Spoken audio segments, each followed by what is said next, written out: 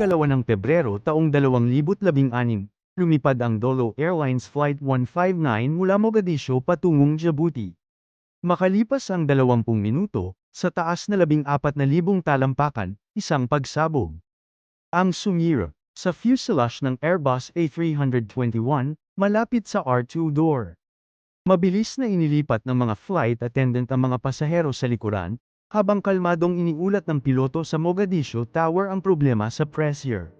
Sa kabutihang palad, ligtas na nakabalik ang eroplano. Isang tao lamang ang namatay, ang hinihinalang suicide bomber, na nahigop palabas ng butas. Ang bomber ay orihinal na nakabok sa Turkish Airlines, pero nakansela ang flight dahil sa masamang panahon, kaya lumipat siya sa Dolo flight na ito. Dahil hindi pa ganap na pressurized ang eroplano, naiwasan ang mas malaking pinsala. Inako ng grupong Al-Shabaab ang responsibilidad, at 10 tao ang nahatulan. Paalala ito na napakahalaga ng seguridad sa himpapawid, at kung paano ang ilang segundo ay maaaring magligtas ng daan-daang buhay.